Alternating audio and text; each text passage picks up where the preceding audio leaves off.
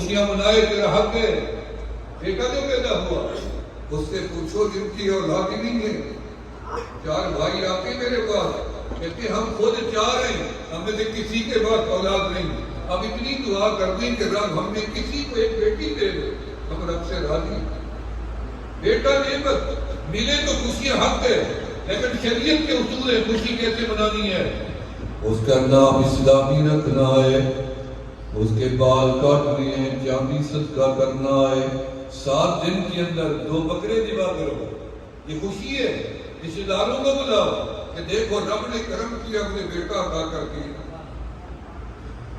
بھئی تیرا بچہ پیدا ہو، بے شک تجھے خوشی ہوئی ہوگی، میرا بیٹا پیدا ہو، میں نے خوشی منائی، میری بیوی نے منائی، بہنوں نے منائی، ماں نے منائی، دادا نے منائی، پوتے نے منائی، رشتہ داروں نے منائی۔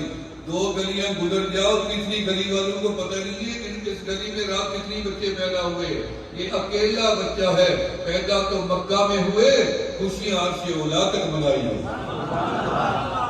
فرشتوں نے خوشیاں منائی۔ تمہیں انتظار ہوتا ہے اللہ بیٹا دے گا، انتظار ہے نا؟ کتنی لوگوں نے آج بھی دعا کرائی ہے اللہ اولاد دے گا، چلو بیٹا دے گا، حمل ہو گیا، اب ولادت کا انتظار ہے۔ کس کو ہے؟ خاوند بیوی بیٹھے انتظار میں ہیں کہ کب وہ دن آتا ہے کہ اللہ ہماری گود بھر دے گا، لیکن تیری انتظار کرنے والی ماں بھی ہوگی، دادا بھی ہوگا، پردادا بھی ہوگا، لیکن ایک بچہ ایسا بھی پیدا ہونے والا تھا جس کا انتظار مکہ سے شروع ہوا۔ کہاں شروع ہوا؟ حضرت آمنہ کو انتظار تھا، عبد المطلب کو انتظار تھا، ابی طالب کو انتظار تھا، ابو جہل کو بھی انتظار تھا، ابو لہب کو بھی انتظار تھا۔ خوشیاں منائی گی آپ کی ولادت پہ، وہ ان کے مقدر میں ہدایت نہیں تھی، ان کو بھی انتظار تھا، مکہ کی خواتین کو انتظار تھا، مردوں کو انتظار تھا، عرب میں انتظار تھا، آسمانوں میں انتظار تھا، چاند کو انتظار تھا، اشارہ ہوگا تو 2 ٹکڑے ہو جاؤں گا، سورج کو انتظار تھا، ہوا کو انتظار تھا، بادل کو انتظار تھا، بارش کو انتظار تھا، مدینے کی راہوں کو انتظار تھا، طائف کی بکریوں کو انتظار تھا، اونٹوں کو انتظار تھا، گھوڑوں کو انتظار تھا، خچر کو انتظار۔ جس خچر پہ آپ یافور خچر پہ سوار ہونے لگے، ایک صحابی نے لا کے دیا، یافور یا رسول اللہ یہ میں ایسا خچر لائی ہوں آپ کے پاس، یہ ایسا خچر عرب میں نہیں ہے۔ جب آپ بیٹھنے لگے تو خچر اچھلنے لگا، آپ نے کہا کیا ہوا ہے، اچھل کیوں رہا ہے؟ وہ پھر بدی عربی زبان میں خچر بولنے لگا، یا رسول اللہ میں عام خچر نہیں ہوں، پھر تیرے اندر کیا خاصیت ہے؟ وہ کہنے لگا میں اس خچر کی اولاد ہوں جو سیدنا حضرت عزیر علیہ السلام کے پاس تھا، میں اس کی نسل میں سے ہوں، اور 40 میری پچھلی پشتوں میں انبیاء نے سفر کیا ہے، میں ان کی سواری بنا، یعنی میرے سے پہلے جو میرے تھے ان کے اوپر انبیاء نے سواری کی، اور مجھے علم تھا کہ میرے اوپر آپ بیٹھیں گے۔ میں یہودی کے بعد تھا، یا رسول اللہ بڑی کوشش کی یہودی نے بیٹھنے کی، میں نے آج تک اپنی پشت کو اس کو نہیں بیٹھنے دیا، میں نے اپنی پشت کو آپ کے لیے پاک و صاف رکھا ہوا۔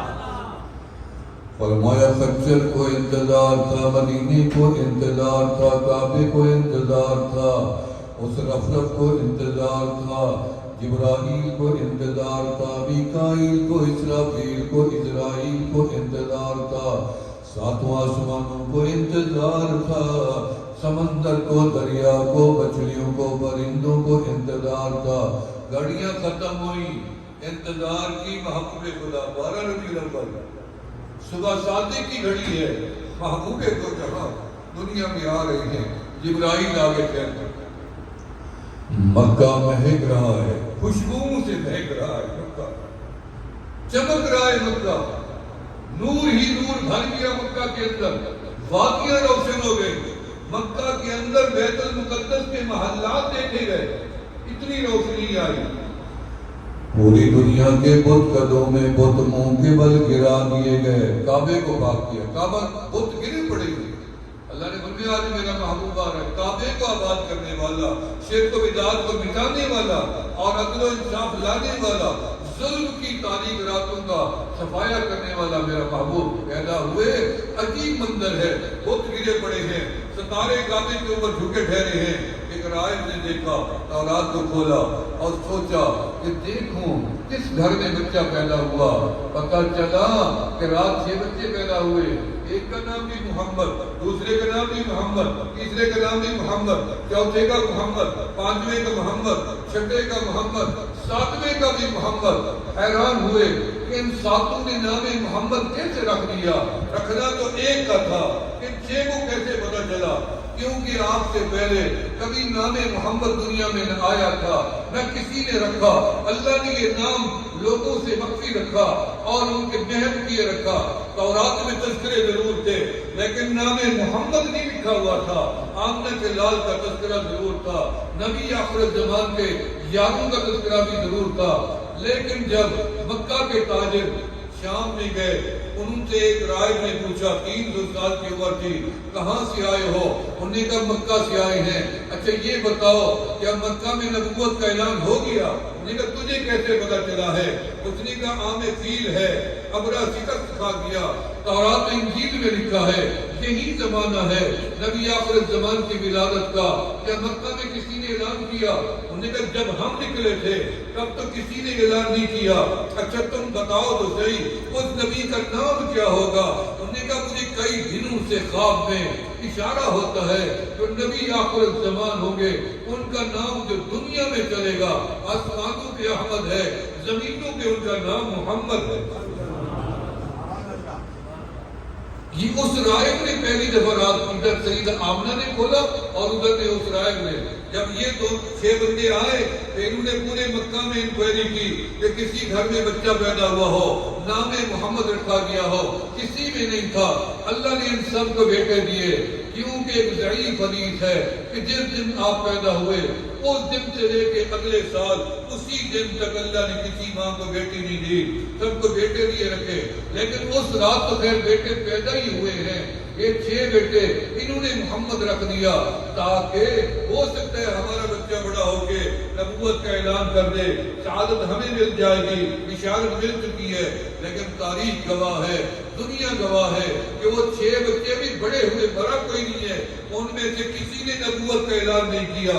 جو نبی اللہ تھے 40 سال کے ہوئے نبوت کا دعویٰ انہوں نے کیا، اور ان میں سے 4 جو تھے 4 نے کلمہ بھی پڑھا، آمنہ کے لال کو ایمان لے کے آئے۔ فرمایا آمنہ کے لال مکہ میں پیدا ہوئے اور آپ جیسا حسین کسی ماں نے جنا نہیں۔ یہ میں نے نہیں کہا، حسان ابن ثابت نے کہا۔ فرمائے وَحَسَنَ مِنْكَ لَمْ تَرَقَتْ عَيْنِي وَأَجْمَلَ مِنْكَ لَمْ تَرِدِ النِّسَاءُ۔ آپ جیسا حسین و جمیل کسی ماں نے جنا بھی نہیں ہے، اور